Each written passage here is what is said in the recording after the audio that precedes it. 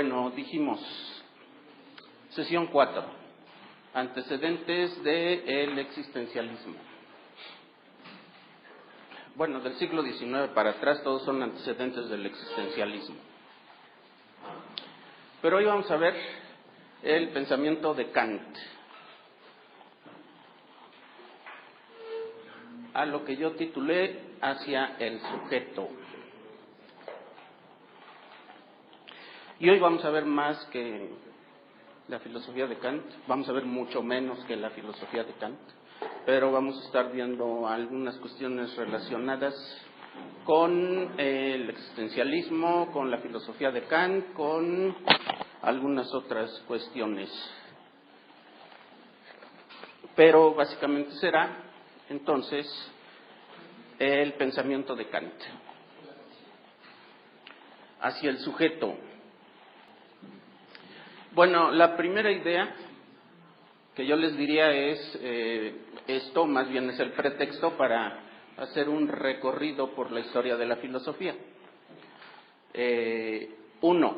La historia de la filosofía, así vista a vuelo de pájaro, o para que me entiendan los chavos, a vuelo de dron. Nomás no metan la mano porque les vuelan los dedos.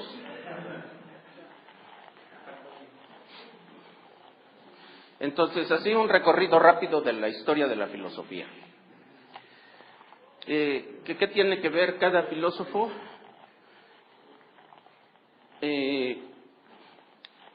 Lo primero que les diría, un poco justificando esto, justificando no, porque acuérdense que si uno tiene que justificar es porque no es justo lo que está diciendo. Entonces, no vamos a justificar nada. Dijimos, existencialismo tiene que ver con esencia y existencia. Entonces, para ver esencia y existencia, pues vámonos a los esencialistas esenciales. Sócrates, Aristóteles. Luego, ¿qué tiene que ver Descartes? Con Descartes la filosofía se orienta hacia el sujeto. El existencialismo ya nada más se dedica al ser humano. Ya no habla de otra cosa que no sea el ser humano. Con Descartes, la filosofía toma como objeto de estudio al ser humano. Dice ya, el centro del universo es el sujeto. Y el centro del universo universal también es un sujeto. Se llama Dios, pero es un sujeto. Y entonces nos pasamos con Descartes a el nacimiento en la historia de la filosofía de la noción de sujeto como lo más importante como objeto de estudio de la filosofía. Existencialismo habla de seres humanos. Descartes nos va a llevar a poner el punto de atención en la historia de la filosofía en los seres humanos, sujeto y razón. Y luego Kant nos va a decir, ahora sí, nada más el sujeto. Y lo demás ya estaba desapareciendo con Descartes. Pero con Kant nos vamos a ubicar en dos cuestiones centrales. Una, el ser humano, el sujeto. Dos, ya no tanto en el sujeto, en un producto del sujeto humano que se llama el conocimiento. ¿Dónde quedó la realidad? ¿Dónde quedó la bolita? Vamos a verlo. Pero con Kant ya el objeto de estudio no van a ser las cosas, las esencias. Con Kant el objeto de estudio va a ser el ser humano y más en concreto un producto del ser humano. Todavía con Descartes el objeto de estudio, de la filosofía es el ser humano como entidad racional. Ser humano con una esencia que es la racionalidad. Con Kant, el objeto de estudio es el ser humano en uno de sus productos, el conocimiento. Y entonces la filosofía se va desviando de estudiar la realidad a estudiar el sujeto, a estudiar su racionalidad, su conciencia y después el producto de su conciencia, que es el conocimiento. Y pegamos un brinco al siglo XX, y en el siglo XX ya solamente se estudia al ser humano como ser racional, como ser que conoce, pero además, exactamente en el existencialismo va a ser el sujeto que tiene alrededor sus circunstancias. Entonces, todo este rodeo que estoy haciendo es para ir viendo cómo la filosofía va pasando de estudiar la realidad filosóficamente a estudiar la existencia humana. Es un proceso dinámico que fue llevando la filosofía, y ahorita vamos a estar más o menos en el punto central de todo ese proceso. Desde la filosofía como estudio de la realidad hasta el estudio del sujeto humano y sus circunstancias, el punto central se llama Kant. Kant, entonces, y aquí tenemos a Kant. Esa es su foto del perfil de Facebook de Kant. Se bañó, se peinó, se arregló, se photoshopeó y así se puso. Esta es la de su credencial de lector.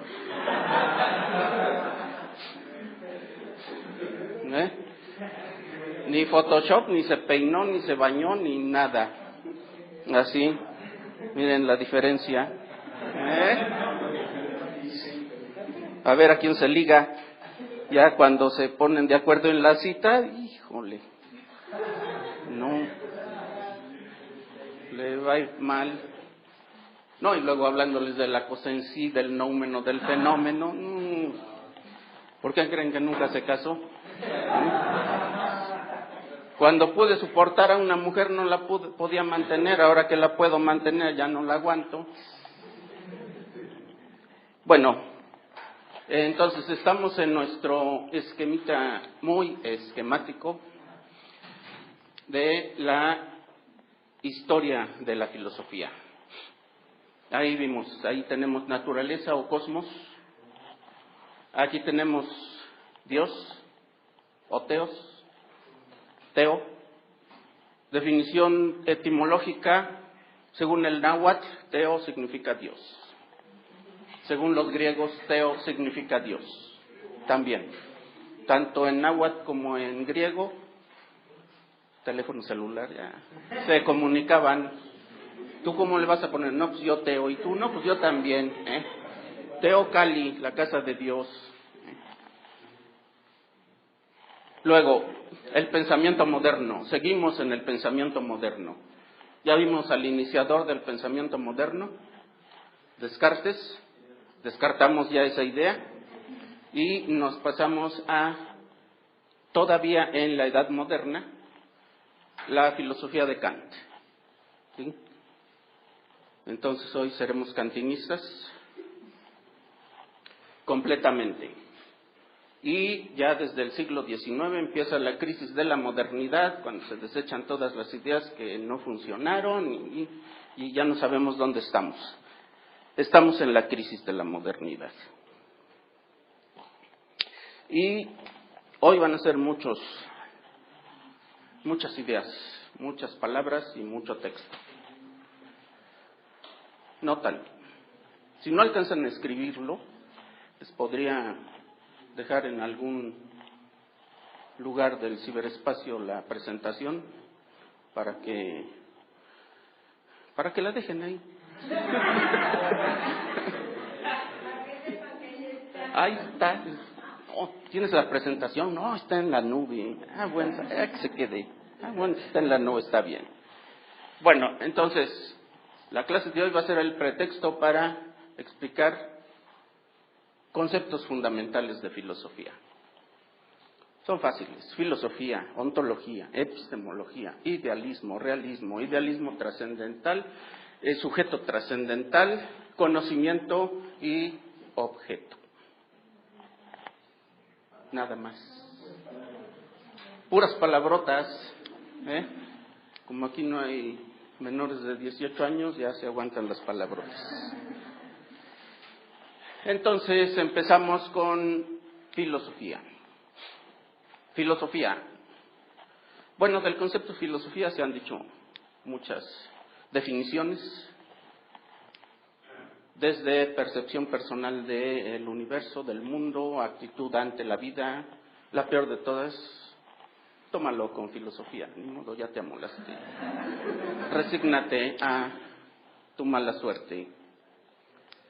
La mejor de todas, tómalo con filosofía, ya te amolaste. Así va a ser tu suerte. Bueno, pero definición filosófica de la filosofía tiene que incluir esto: la racionalidad humana. Y tiene que incluir que estudia totalidades y estudia fundamentos últimos de las cosas y del conocimiento. Entonces, ¿cómo ubicamos un artículo si es filosófico o no? Bueno, tiene que ser un asunto de explicación racional y tiene que hablar del fundamento último de algo. Que vamos a hablar del conocimiento, sí, pero de su fundamento último. No es que el conocimiento es y se puede dar, y la diferencia entre cómo conoce el hombre, la mujer, el niño, no. Fundamento del conocimiento, fundamento último. Que vamos a hablar del alma humana. Sí, el alma humana, sí, si lo ponemos aquí en la caja de Skinner, mirás, no. Condiciones generales últimas de el comportamiento humano. Ahí ya nos saltamos de la psicología a la filosofía. Pensar en lo que hace la ciencia. Conocimiento del conocimiento. Conocimiento de segundo nivel. Ustedes estudian física, estudian el mundo real. La filosofía estudia sus procedimientos de estudiar el mundo real. Eso va a ser algo distinto.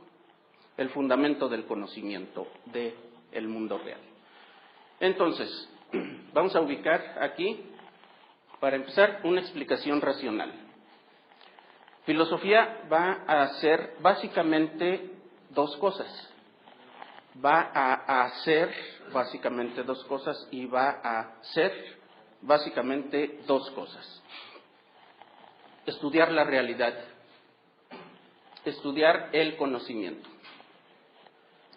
como totalidades, conocimientos totales, cualquier tipo de conocimiento, cualquier tipo de realidad. Cuando nosotros estudiemos y analicemos qué es la realidad en general, y para empezar, qué significa que haya realidad, entonces vamos a hablar de una forma de conocimiento filosófico. El conocimiento, por otro lado. ¿Cuál es el fundamento del conocimiento? ¿Cuál es el procedimiento adecuado de conocer? Esa sería otra parte de lo básico que sería la filosofía. Ahora les vamos a poner nombre a cada una de ellas. Estudiar la realidad de manera filosófica es la ontología.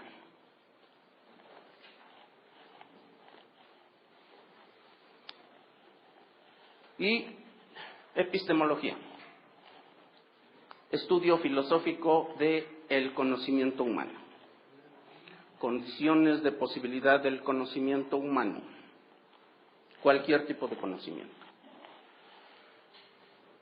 ¿Cómo es la realidad en general y en su totalidad?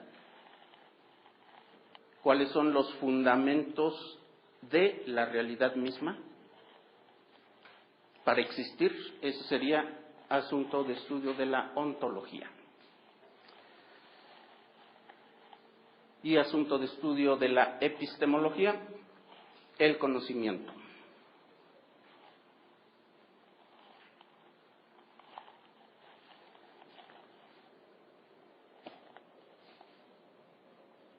Y luego vamos a ver tres formas básicas de filosofía. La primera, la segunda y la tercera. Vamos a ver la primera y la segunda. Y el tema de hoy es la tercera. Primera y segunda, muy rápidamente vistos. Realismo filosófico. Nada tiene que ver con la realeza, ni de España, ni de Inglaterra, ni de ningún lado. Realismo es una palabra que deriva de una palabra latina que es res. No, tampoco son las que nos comemos asadas. Res significa cosa. Res significa cosa, objeto. ¿De qué tipo? Cualquier tipo de reses que ustedes conozcan, allí puede estar incluida. Descartes ubicaría tres reses. La res extensa, que sería cualquier cosa que ocupa un lugar en el espacio. Le podemos agregar y en el tiempo. Eso que podemos medir de altura, profundidad y anchura. Eso es la res extensa. La res pensante es la racionalidad humana. Y la res divina. Sí, también Dios es una res. Cosa que existe. Tres reses entonces. Ahora, ¿qué significa realismo? Realismo significa pensamiento filosófico que dice que las cosas existen independientemente de el sujeto que las percibe. Vamos a hablar de las dos reses primeras. Dejamos a la res divina y las dos reses que restan. El pensamiento y la extensión. Pensamiento, lo que le corresponde al sujeto humano. Pensamiento y conocimiento. Y la res extensa, las cosas que ahí están. Ahora, la pregunta es, ¿qué relación hay entre el pensamiento del ser pensante o de la res pensante y las cosas que están ahí de manera extensa? ¿Qué relación hay entre la cosa que piensa y la cosa pensada? ¿Podría ser la capacidad del ser humano de razonar? No, esa es la res pensante, la capacidad del ser humano al razonar. La pregunta es, ¿qué relación hay entre la capacidad racional humana y la existencia de las cosas que decimos que están allá afuera? Hasta ahorita, 12 de junio de 1915 a las 4:42, decimos que allá afuera están las cosas. ¿Sí? Tomen nota. 1772, Kant. A partir de ahí vamos a decir otra cosa. Pero hasta ahorita lo que decimos es, yo pienso y pienso en las cosas que existen. Y digo, hay cosas que existen allá afuera y yo las voy a pensar. ¿Todos estamos de acuerdo? Hay cosas allá afuera y yo las voy a pensar. Ya está dudando. ¿Habrá cosas allá afuera? Bueno, vamos a empezar por ver dos tipos de respuestas. Dos respuestas a esa pregunta. ¿Qué tiene que ver mi pensamiento de las cosas con las cosas mismas?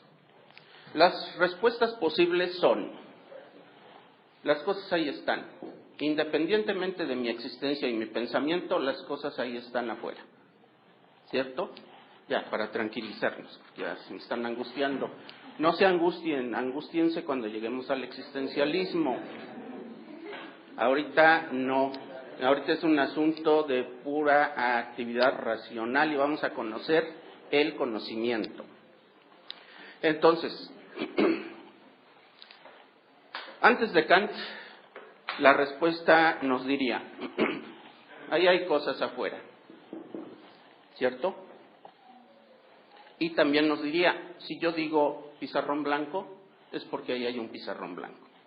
Ya, no hay ninguna discusión sobre eso. Si yo digo árbol verde, es porque allá afuera hay un árbol verde. Si yo digo la esencia de un ser humano es la racionalidad, es porque fuera de mí existen seres humanos y su esencia ahí en ellos es la racionalidad. Y todos decimos, pues sí, es obvio y evidente que, y si lo extendemos a todas las cosas existen y son como son, no hay ningún problema. Nadie dice, mira, ahí viene un camión, yo supongo que es un camión, y yo supongo que es anaranjado. Ay, si tú lo ves de otra forma y con otro color, pues allá tú. No, todos decimos, mira, tomas el camión anaranjado que viene por aquí, que pasa por acá y te deja en el metro Rosario. Y nadie dice, no, ¿estaremos hablando de lo mismo? No, estamos hablando de lo mismo. Entonces, vamos a ubicar estas ideas. Para empezar, realismo, forma de pensamiento filosófico que nos va a decir dos ideas básicas. La primera es, las cosas existen independientemente de la existencia del sujeto. Si yo me muero, las cosas siguen existiendo. No hay problema. Sí, todos decimos que sí. Y antes de que yo naciera, las cosas existían. Sí, no hay problema. Aquí, las palabras claves que son pregunta de examen son las siguientes. Existencia. Existencia de las cosas y existencia del sujeto. Y relación entre la existencia de las cosas y la existencia del sujeto. Esa respuesta correctamente dada vale .05. Ahora, ¿cómo se relacionan la existencia de las cosas y la existencia del sujeto? El realismo nos va a decir, mira, las cosas existen independientemente de la existencia del sujeto. Ya, no nos hagamos más bolas. Y todos decimos, pues sí, eso es obvio. Y es, pues, ¿qué dirá el idealismo? Y en epistemología nos va a decir, las cosas se pueden conocer tal y como son. También, ¿cuál es el problema? Si yo digo un perro tiene 4 patas y ladra, pues es que el perro tiene 4 patas y ladra. Y ya. Lo que conozco es lo que es. Y nadie vemos mayor problema con esa situación. Lo vamos a ver al ratito. Es más, pasamos ya a meternos en problemas. Pasémonos al idealismo. A partir de este momento todos somos idealistas. Y les voy a demostrar que todos somos idealistas. Ustedes creían ser realistas. Ustedes creían que cuando decimos allá afuera hay cosas, todos decimos que sí. Y que cuando decimos el pizarrón es blanco es porque el pizarrón es blanco. Pero no es cierto. Fíjense bien en cómo hablan, lo que dicen y cómo le hacen y verán que no. Nadie es realista en este mundo, en los dos sentidos de realista. Y yo estoy hablando en el sentido filosófico. El idealismo nos va a decir, otra vez, vámonos a las palabras claves de las preguntas de .05 grados de dificultad. Existencia de las cosas y existencia del sujeto. El idealismo nos va a decir, no, una depende de la otra. La existencia de las cosas depende de la existencia del sujeto. ¿Cierto o falso? Cierto, muy bien. Respuesta correcta.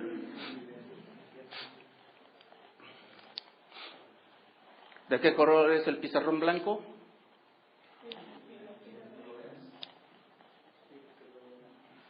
¿Estás seguro de que es blanco? Sí. ¿Es frío? Cierto. Muy bien. Es blanco, es frío, es rectangular, muy rectangulado. Duele,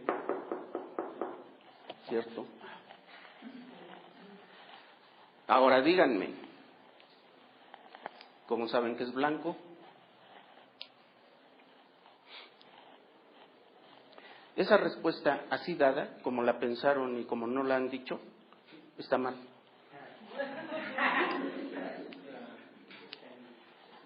Porque la respuesta que me dieron es, pues lo estoy viendo, ¿a poco tú no lo ves? ¿Sí o no? ¿Cuál es la razón para decir que el pizarrón es blanco? ¿Cuál es la razón para decir que el pizarrón es duro? ¿Cuál es la razón para decir que el pizarrón es frío?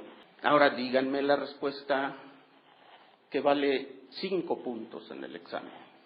¿En qué momento pasan ustedes de decir mi sensación de frío está de acá para acá a decir está allá afuera? ¿En qué momento pasa? Y la respuesta es en ninguno. Ustedes no me están hablando del color blanco del pizarrón, me están hablando de lo que están viendo en el pizarrón. Y no me están diciendo el frío del pizarrón, están diciéndome una sensación de sus dedos para adentro. Entonces, cuando decimos allá afuera hay un pizarrón rectangular blanco frío y que duele, en realidad estamos diciendo la existencia de las cosas allá afuera depende de la existencia de quien percibe las cosas. Daltónico, quien confunde los colores blanco, azul, verde, rojo, anaranjado. Ve el rojo y dice es verde. Ve el verde y dice es azul. Ve el azul y dice pásate el siga y estaba en rojo. Definición de daltónica, ya se lo saben. La que confunde a un rabo verde con un príncipe azul. Idealismo. La existencia de las cosas depende de la existencia de los sujetos. Fíjense, no es nada más decir la forma en la que percibo los objetos depende de mi forma de percibirlos. Dice, la existencia de las cosas depende de la existencia de los sujetos. Y si nos vamos a la idea última de esta, es Descartes. ¿Quién fundamenta la existencia de todas las cosas? El sujeto. Pero no el sujeto individual que somos todos nosotros, sino el sujeto, ahora sí, entra en escena la res divina. ¿Quién fundamenta la existencia de todo? Un sujeto. La realidad es subjetiva y depende del sujeto universal que se llama Dios. Y todas las religiones nos van a decir, no, exceptuando una, que la realidad depende de la existencia de la divinidad, de Dios. Entonces, tenemos ya una primera idea que ya no es tan común, pero que si la vemos bien es lo que todos nosotros decimos. Y nos vamos a la idea absoluta del idealismo absoluto, que dice, ser es ser percibido.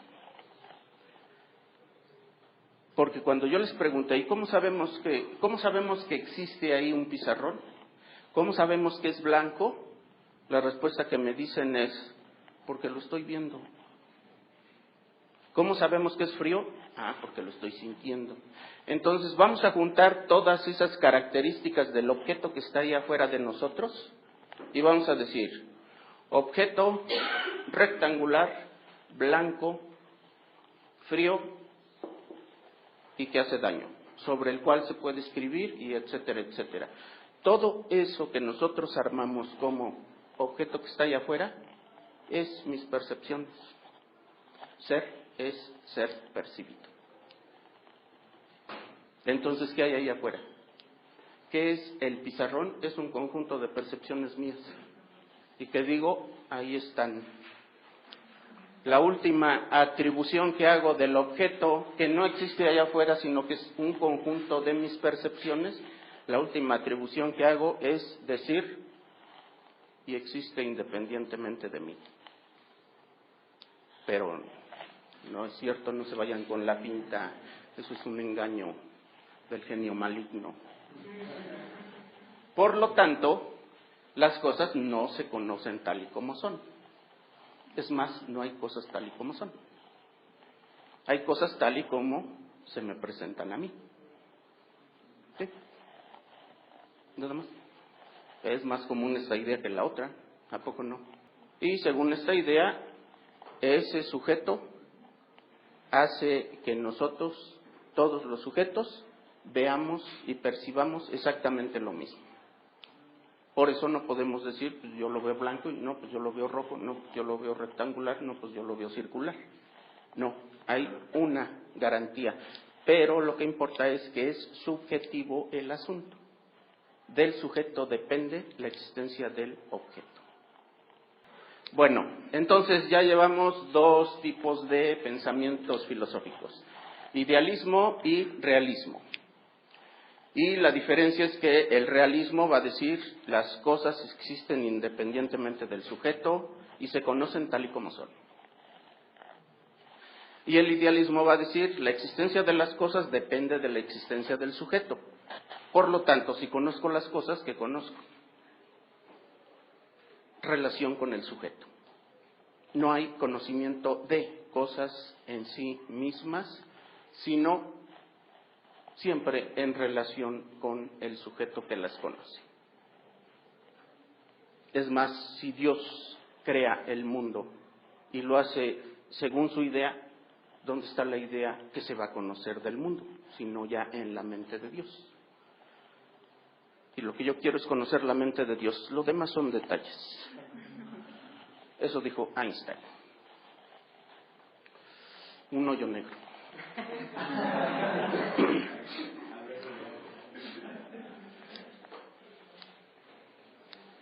Y pasamos a el idealismo trascendental kantiano. Trascendental. Esa palabrita que vale otro 0.5 en el siguiente examen. Trascendental. Eso va a ser la aportación kantiana a la filosofía. Trascendental. Además de ser la aportación kantiana a la filosofía, es el revolcón que le da Kant a el conocimiento. Y además de ser lo anteriormente dicho, es una palabra que va a pasar de aquí directamente a Edmund Husserl, fenomenología. Y de Edmund Husserl directamente a el existencialismo. La palabra trascendental va a ser lo importante aquí, ahora, en esta clase. Esa es la palabra. Entonces vemos idealismo trascendental. La idea general del idealismo trascendental va a ser la siguiente. Se los voy a decir de la forma más sintética posible. Y de la forma más sintética imposible también. Las cosas existen independientemente de mí, pero no las conozco tal y como son. Esa es la idea central del idealismo trascendental en Kant. Damos por concluida la clase y nos retiramos. Las cosas existen en sí y por sí, independientemente del sujeto que las conoce, el sujeto que interactúa con ellas, pero no se pueden conocer tal y como son. Esa va a ser la nueva idea que va a venir a aparecer en la modernidad. Esa forma de elaborar el pensamiento en la historia de la filosofía tiene nombre y apellido. Se llama Revolución Copernicana. Así como Copérnico invirtió el modelo explicativo del universo al cambiar como centro a la Tierra y puso el Sol, para poder explicar el movimiento de los astros, etcétera, etcétera. Así también Kant dice, tomen nota, es también pregunta de examen. Así también Kant dice, el conocimiento no va a girar en torno de los objetos que se conocen. El conocimiento va a girar en torno de el sujeto que conoce. ¿Sí?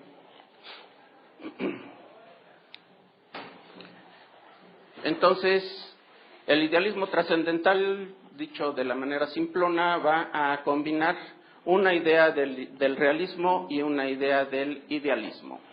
Las cosas existen independientemente de la existencia del sujeto que las conoce o del sujeto que se relaciona con ellas. Pero las cosas no se pueden conocer tal y como ellas son. No. Al conocer siempre interviene el sujeto que conoce, o la sujeta, o su cara. Entonces, ahora sí, vamos a cambiar la respuesta de la pregunta inicial. ¿Qué hay aquí? Un pizarrón. ¿De qué color es? Blanco. Está frío, es duro, daña. ¿Qué significa eso? Significa, 1, allá afuera hay algo, para empezar. ¿Tiene que ver conmigo? No. Ahí está. Allá afuera hay algo, allá afuera hay algo. Sí, ahí está. Es blanco. ¿Todos estamos de acuerdo en que es blanco? Sí, estamos de acuerdo en que es blanco. ¿Por qué? Por una simple y sencilla razón. Todos tenemos la misma estructura de conocimiento. Todos, y todos es todos. Los que vienen para el siglo 25, nuestros descendientes van a tener la misma estructura de conocimiento. Los que vivieron en la dinastía Chinsuma también tienen exactamente la misma estructura de conocimiento. Somos igualitos, todos. Somos, fuimos, seremos, todo. No hay diferencia. Las cosas existen, pero no se pueden conocer tal y como son. Ya, ese es el asunto kantiano. Pero como todavía nos queda 1 hora, vamos a seguirle. Entonces, ¿cuáles son las consecuencias en filosofía del pensamiento kantiano? Kant nos va a decir, entonces, ya que tenemos el hecho de que las cosas existen tal y como son, pero que el sujeto no las conoce tal y como son, las consecuencias van a ser las siguientes. 1, el sujeto tiene una estructura para conocer, la misma válida para todos, la misma. Por un lado. Por otro lado, el objeto existe por sí mismo. Así que si te va a caer una piedra, pero es que yo la estoy percibiendo de un color, pero se me hace que es otra, no, mejor quítate. Entonces, en este caso, por ejemplo, si la estructura fuera el objeto, se conoce, existe por sí misma, aunque no se conoce. Ajá, sí. Existe por sí misma. ¿Cómo es? Para empezar, ¿la veo tal y como es? No. ¿Por qué? Dentro de 3 diapositivas daré la respuesta. Mientras mantenemos el suspenso. Entonces, sujeto. Hay un sujeto que tiene una estructura para conocer. ¿Sí?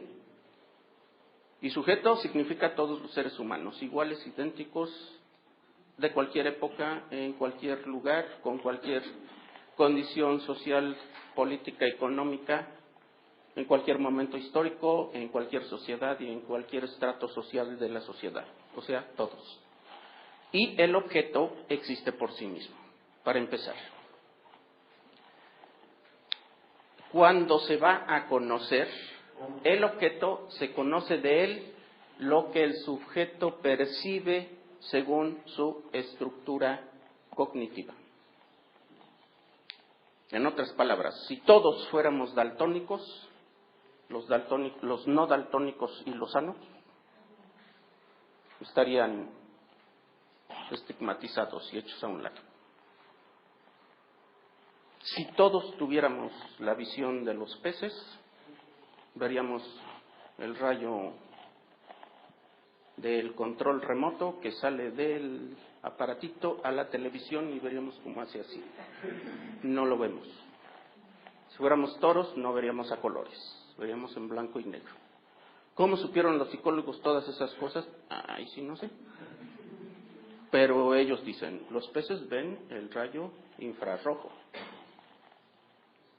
Los toros ven en blanco y negro. O sea que llega el torero con la capa roja y al toro le da lo mismo, se lleva al torero. Entonces, hay una estructura cognitiva y hay objetos que se van a conocer, pero para conocerlos tienen que pasar a través de la estructura cognitiva. ¿Qué conocemos? Conocemos las cosas matizadas por la mente. Conocemos las cosas que ya pasaron a través de nuestro aparato para conocer, que es el mismo para todos. Entonces, ¿todos vemos lo mismo? Sí. ¿Todos percibimos lo mismo? Sí. ¿Todos? Sí. A menos de que tengamos alguna enfermedad que nos haga percibir cosas distintas, pero esas son excepciones y son detalles. Aquí estamos hablando de la estructura de conocimiento. Estamos hablando de la forma de conocer, independientemente de los detalles. Eso será el conocimiento. Ahora, como herencia de la filosofía griega, de ya no me acuerdo quién, que decía, el nous es la physis de todas las cosas. Nous significa razón. Y derivado de la palabra nous, Kant elabora un concepto que es la palabra noúmeno. Y significa objeto de la razón. Algo que solamente está en la razón. Pero, ¿qué creen que es el noúmeno? Es la cosa en sí, independiente del sujeto. Las cosas en sí independientes del sujeto son noúmenos. ¿Y por qué se llama noúmenos si es razón y no estamos hablando de racional? Ya no me acuerdo. Cosa en sí, objetos allá, independientes del sujeto. Cosa en sí. Esa cosa en sí no se puede conocer. ¿Cómo son las cosas en sí mismas? No sé. Pero se manifiesta. La cosa en sí se manifiesta. Aquí estoy. ¿Y cómo se manifiesta? De dos maneras. Una, por sí misma. Dos, cómo se percibe. Y entonces dice Kant, ese objeto solamente es accesible a la razón. Y lo único que puede decir la razón del objeto en sí, puesto que no lo va a conocer, lo único que puede decir es, existe. Y hasta ahí llegó. Pues sí existe, pero ¿cómo es? Bueno, pues quién sabe. ¿Y cómo sabes que existe? Mi razón lo dice. Por eso es noúmeno. La razón lo piensa. Pero no es lo mismo pensar que conocer. Fenómeno. El otro concepto que vamos a obtener de el pensamiento kantiano. El antecedente inmediato del existencialismo se llama la fenomenología y es obra de Edmund Husserl. Y la fenomenología es el estudio de los fenómenos. ¿Y qué son los fenómenos? Aquello a lo que Kant bautizó así. ¿Y qué son los fenómenos? No estamos hablando de gallos con 4 cabezas, todo lo que puedan encontrar en la feria del pueblo. ¿En la carpa de los animales fantásticos? No. No estamos hablando de esos fenómenos. Fenómeno es, en términos kantianos, lo que se me aparece, lo que percibo yo con mis sentidos. Ese es el fenómeno. Y ya más precisamente para Kant, fenómeno va a ser objeto para el conocimiento. Ya dijimos que hay cosas en sí, esas cosas en sí se manifiestan de alguna manera y yo las percibo. Como cosas en sí no las voy a conocer. Voy a conocer sus manifestaciones. La forma en la que se me presenta a mí es lo que yo voy a decir objeto de conocimiento. Aunque sea el mismo, no voy a conocer tal y como es algo. Para dejárselos más barato, se referiría a la expresión las apariencias engañan. Y una cosa es lo que aparentan y otra cosa es lo que son. Nada más que Kant va a decir, momento, el fenómeno no es apariencia, el fenómeno es aparecer. No es aparentar, es aparecer. Aparenta ser blanco, sí. Aparece como blanco, sí. Aparece es lo que vamos a llamar la objetividad. Aparenta es otro asunto distinto. El fenómeno es la manifestación de la cosa en sí y lo que va a ser objeto de conocimiento. Ese sí es captado por la estructura cognitiva del ser humano y es objeto de ser analizado como cosa que se conoce. Aparece en la sensibilidad del sujeto y se elabora con los esquemas de la... Lo que aparece en la sensibilidad del sujeto. La sensibilidad del sujeto está compuesta de dos partes, el tiempo y el espacio. Solamente lo que se nos da en tiempo y espacio es objeto de conocimiento. Pegamos un salto al siglo XX y vamos a decir, el tiempo es un asunto esencial en el ser humano. Kant lo empezó a formular. Tiempo y espacio no son asuntos que transcurren y que se perciben y que están allá fuera de mí. Son formas mías para percibir los fenómenos. Solo lo que se da en tiempo y espacio es objeto de conocimiento. Yo tengo como estructura en mí mismo el tiempo y el espacio. Allá en el siglo XX, aquí estamos como por 1780, aquí, y allá en el siglo XX alguien va a decir, tomando a Kant de pretexto, voy a escribir un libro que se va a llamar Ser y Tiempo. De aquí sale y de aquí brinca. Tiempo y espacio son las condiciones subjetivas, tiempo y espacio son las condiciones subjetivas para empezar a conocer. Lo completamos con lo elaborado por la razón. Entonces ya tenemos conocimiento. Fíjense, en Aristóteles, conocer solamente era traer la esencia del objeto a mi cabeza. Y Kant va a decir, no es tan simple el asunto. Que el sujeto aquí sentadote también está trabajando. No es nada más que me caiga de allá la esencia para que yo diga ya conozco. Hay que chambearle. ¿Con qué?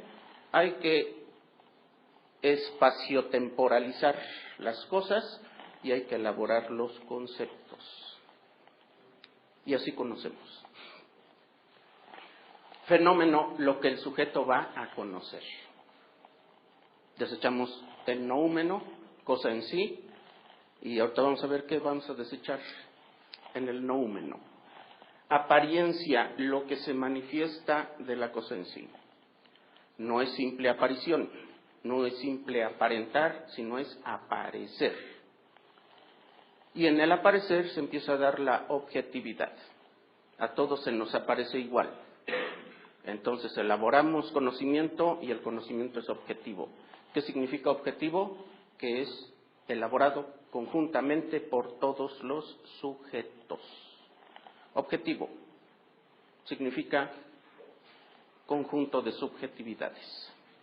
Y ahorita vamos a ver en las siguientes cómo completamos este embrollo.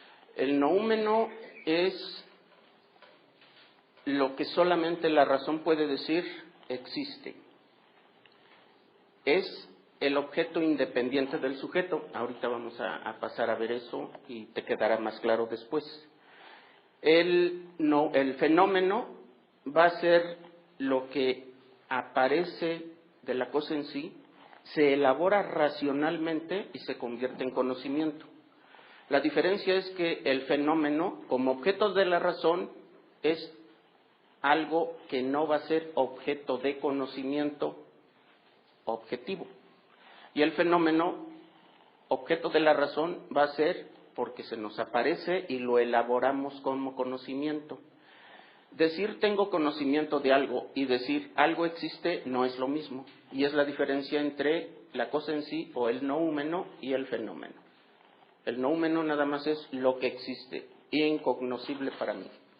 Y el fenómeno es lo que existe, lo tengo racionalmente elaborado y elaboro conocimiento válido para todos. Sí, los dos van a estar en la razón, pero uno va a ser producto de la elaboración racional y otro solamente va a ser objeto de la razón para decir existe, pero quién sabe cómo es.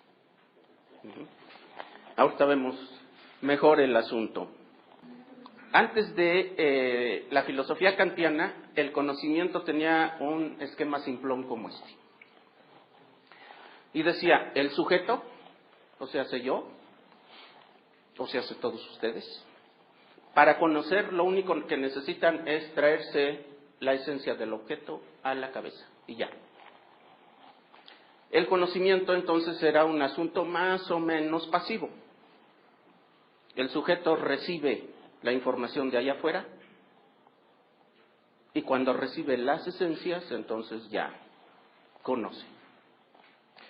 El sujeto tiene la esencia del objeto en la mente y eso es conocer. Entonces, el conocimiento, también antes de Kant, nos habría dicho lo siguiente. Aquí hay un sujeto, que es un sujeto en sí.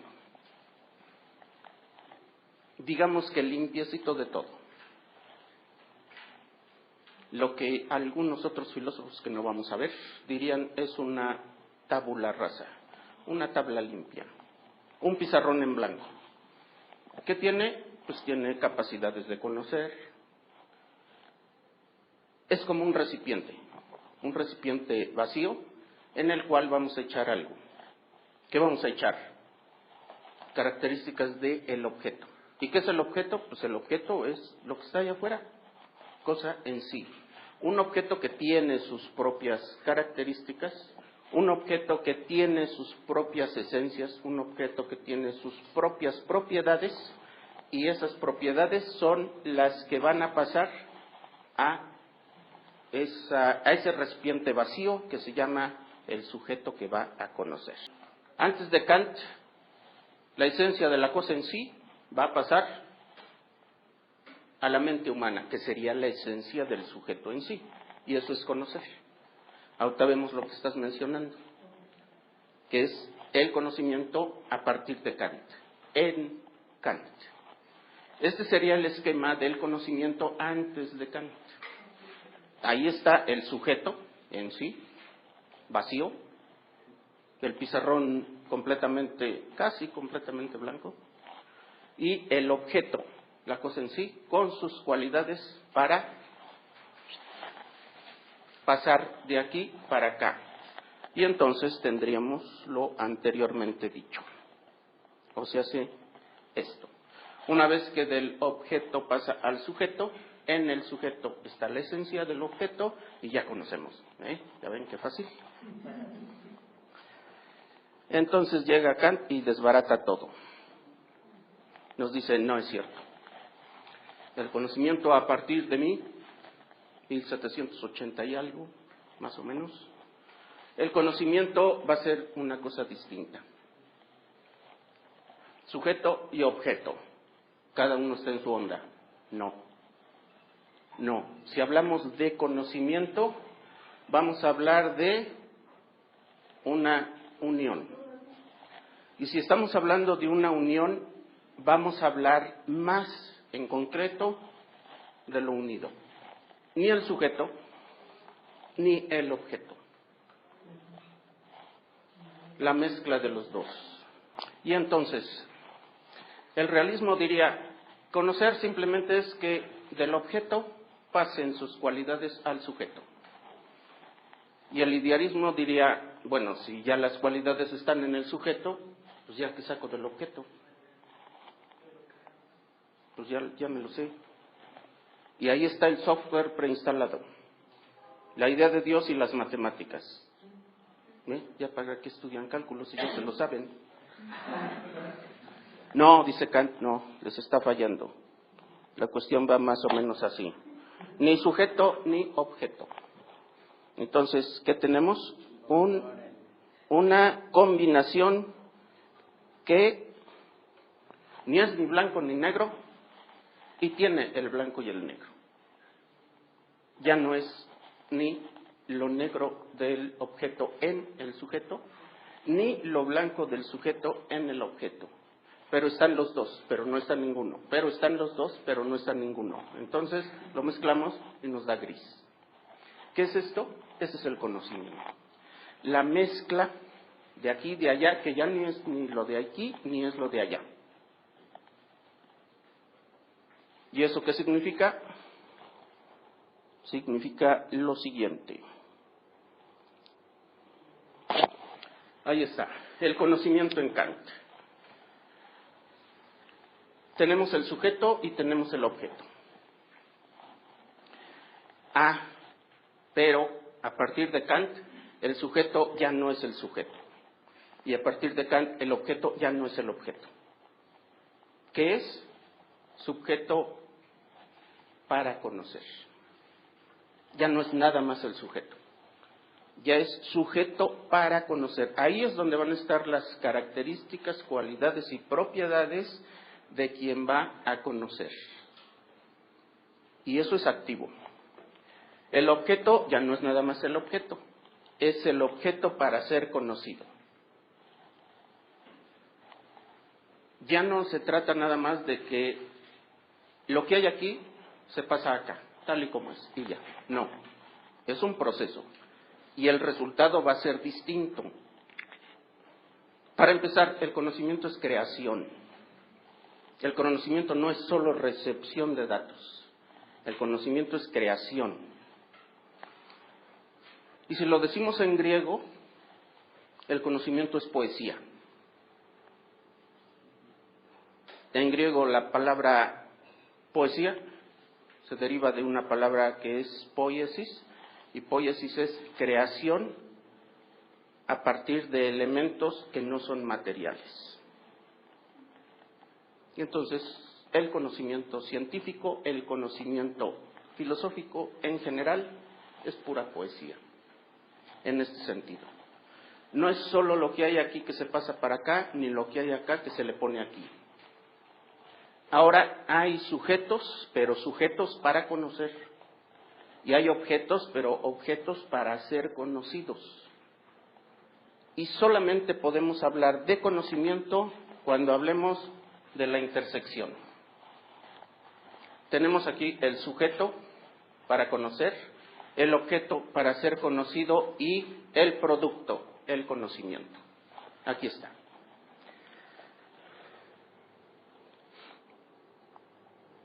Muy bien, ya están ustedes en la mayoría de edad para conocer el significado de la palabra trascendental. Bueno, ahora vamos a inventar dos palabras. Kantianas también. A partir de dos palabras que ya conocemos. Sujeto y objeto. vamos a tomar como punto de referencia al sujeto. Y vamos a combinar todo lo anteriormente dicho. Allá tenemos al sujeto, aquí tenemos al objeto.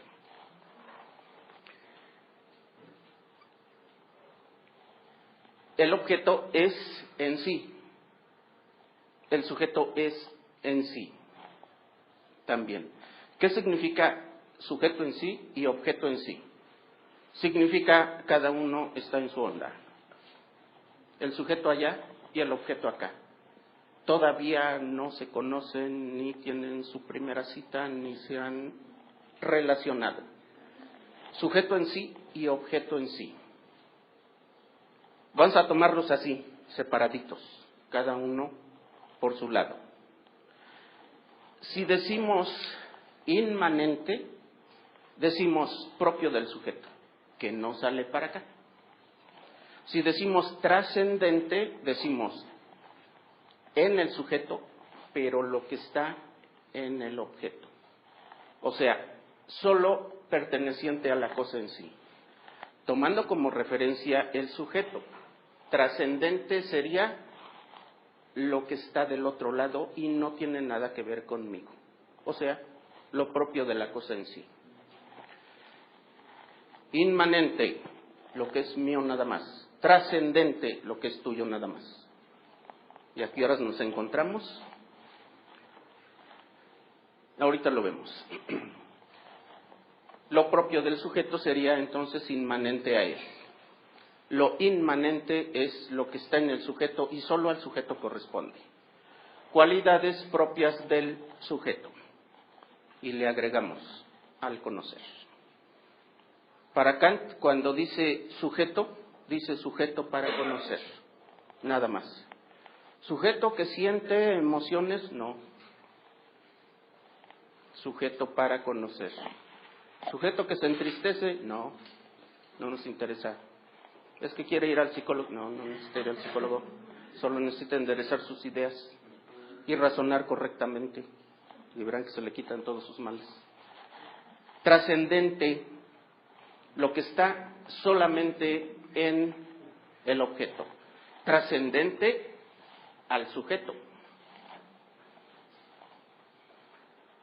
Porque si tomamos como punto de referencia el objeto, sería inmanente al objeto. Pero no, estamos hablando del sujeto. Inmanente al sujeto, trascendente al sujeto. Cualidades propias del objeto, independientes y antes de ser conocido. Todo eso que tiene el objeto antes de... Imagínense ustedes, no van a poder hacerlo. Imagínense ustedes, todas esas propiedades del pizarrón, antes de que ustedes puedan decir, es blanco, es rectangular, es frío y duele. A ver, díganme algo. Eso es la cosa en sí del pizarrón. Yo les voy a decir algo. Y es lo único que se puede decir de el pizarrón antes de decir blanco, rectangular, frío y que duele. Existe. Y ya. No podemos decir otra cosa. ¿Y cómo lo supiste? Mira, lo pienso existente. Y es todo. Entonces tenemos la cosa en sí y tenemos el sujeto en sí. Aquí está lo inmanente y aquí está lo trascendente. Y ahora sí, ya están en la mayoría de edad para entender lo que significa trascendental. Aquí lo teníamos.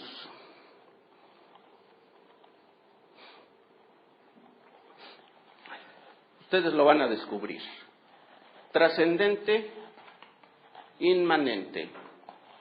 ¿Qué sería lo trascendental? La interacción. ¿Qué significa la interacción?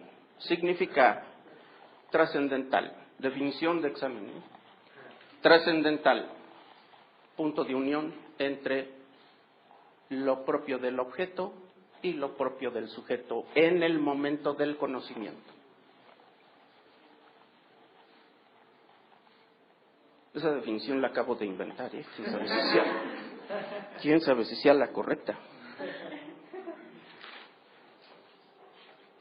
pero a que me la entendieron.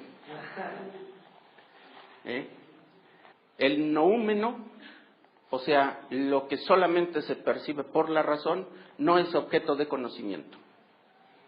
Y el noúmeno son tres cosas. Allí donde está el límite de mi conocimiento, el límite de la posibilidad de mi conocimiento, allí empieza el noúmeno o la cosa en sí. Y tiene tres nombres. Uno, la totalidad de el mundo, la realidad en su totalidad, o sea, la ontología no es un asunto de conocimiento científico. Desechemos lo primero.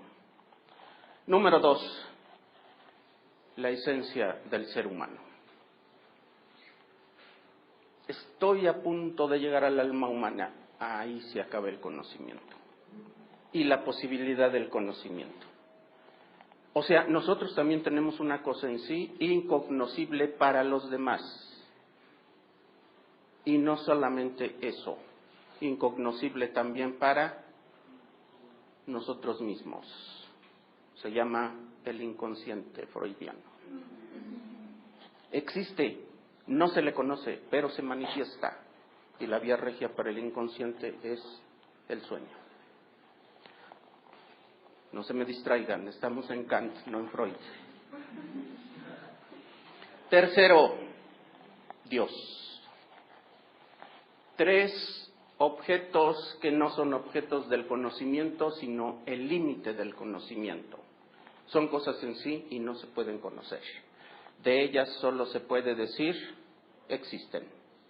Y ya. No, si no quieres creer en ellos, pues está bien. Pero la razón dice, existen, ahí están. Pero dime cómo es. No puedo. Pero dime de qué color es la piel de Dios. No puedo. Si ustedes dicen, vamos a estudiar a Aristóteles en ciencia, se van a la Facultad de Física y los corren. Van a decir, no, vamos a estudiar la ciencia ahorita, aquí actual. Si ustedes van a psicología y dicen, pero quiero saber cómo es que Aristóteles hacía su categorización de el intelecto activo y el intelecto pasivo, les van a decir, no, mira, aquí estamos aquí. Y las pasiones del alma de Descartes, no. Y puedes ir a la facultad y mira, Carlos va a hacer su tesis de las pasiones del alma en Descartes y nadie le va a decir nada, le van a aplaudir.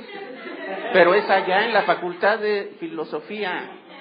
No, se brinca el circuito escolar y se va a la facultad de psicología y les dice, quiero hacer una tesis de las pasiones del alma en Descartes, y lo mandan a filosofía. Las matemáticas son la forma kantiana de decir espacio y tiempo puros se pueden elaborar en conocimiento. Espacio es la geometría, tiempo es la aritmética. Y si espacio y tiempo son las condiciones para percibir los fenómenos que después serán categorizados y elevados a conocimiento, la matemática es la primera ciencia de la que podemos decir que es ciencia. Pero nos estamos desviando. Sí, más bien la idea es otra, no precisamente como la empezabas a plantear. Pero sí, espacio y tiempo, sí, están en Kant para hacer matemáticas. La razón, después, conjunta con las matemáticas, hará la física. Trascendental. Entonces, cualidades del sujeto, fíjense, ya nos pasamos al sujeto, ya no es el objeto. Si desde Descartes ya veníamos con el sujeto, Kant ya es solamente el sujeto. ¿Y qué del sujeto? Lo que conoce y las condiciones del sujeto para conocer. Trascendental, cualidades del sujeto que hacen posible cualquier tipo de conocimiento. ¿Dónde quedó el objeto? ¿Dónde quedó la bolita? Fíjense, del sujeto que hacen posible cualquier conocimiento. ¿De dónde sale el conocimiento y cómo es posible el conocimiento? Está dentro del sujeto. Y los datos que percibimos de afuera no me interesan. Voy a estudiar el conocimiento y las condiciones de posibilidad del conocimiento, y por lo tanto voy a estudiar al sujeto que conoce, no al objeto que se va a conocer. Eso no me interesa. Me interesa saber cuáles son las condiciones del sujeto para conocer.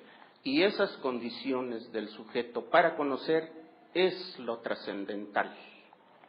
Ni inmanente ni trascendente, trascendental.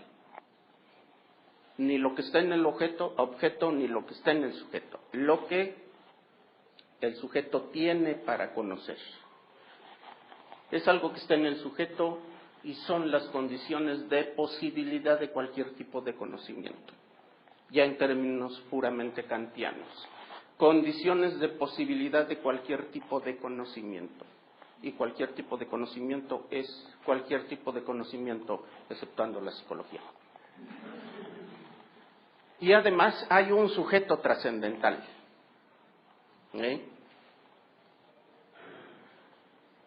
Todos tenemos ahí un enanito adentro metido que se llama sujeto trascendental.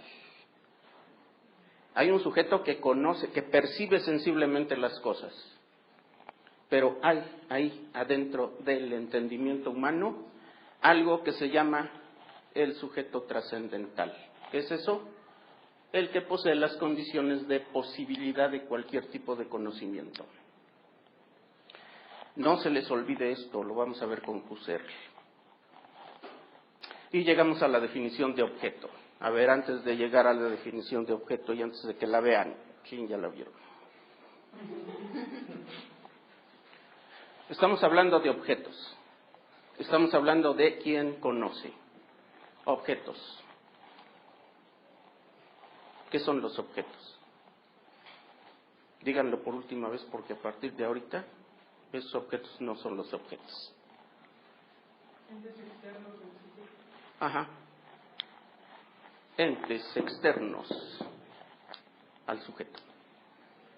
Allá está, allá está, ahí está él, ahí está el pizarrón, ahí está el salón, ahí está el grupo, ahí está el maestro. Bueno, pues es la última vez que van a decir eso. A partir de Kant, ¿qué es el objeto? Objeto es algo que remitimos a un concepto.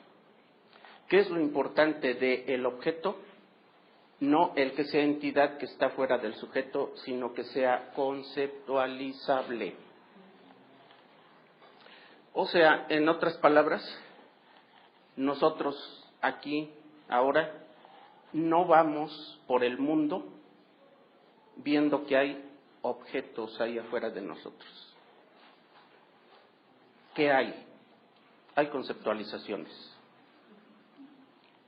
Cuidado, no vayas a chocar con el árbol. Árbol, definición. No es lo que está ahí afuera independientemente de mí, sino la conceptualización que yo tengo y que objetivo en aquello. Entonces, esta es la definición kantiana de objeto. No dice es lo que está fuera del sujeto y se va a conocer. Dice, objeto es aquello en cuyo concepto lo múltiple de una intuición dada es reunido. ¿Qué es la intuición? Es el conjunto de impresiones que nosotros tenemos en espacio y tiempo. O sea, nunca vamos tampoco por la vida diciendo cosa cuadrada, roja, grandota, con ruedas, que se desplaza de allá para acá, que abre dos rectángulos y que me subo. Decimos, ahí viene el camión y me trepo.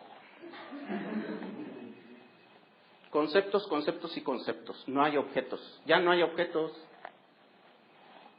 No hay objetos, pero si no te mueves, te lleva a. Sí, sí. Cosa en sí afuera de mí, sí hay. pero conceptualizada por mí, objetivada y regresada a la realidad. Y eso hecho por todos. Que hay allá afuera objetos realizados por todos nosotros. Subjetividades completas, completadas, elaboradas por todos y mandadas a la realidad. Eso es la objetividad. ¿Qué significa ser objetivo? Significa conceptualizar. Objeto es aquello en cuyo concepto se da la síntesis de lo que se representa a nuestros sentidos, eso es en espacio y tiempo, y que posteriormente es elaborado por la razón. Desapareció la idea de que el conocimiento es lo que viene de los objetos para mí. Y surge la idea de que el conocimiento es la creación humana sobre lo que después será la construcción de la realidad.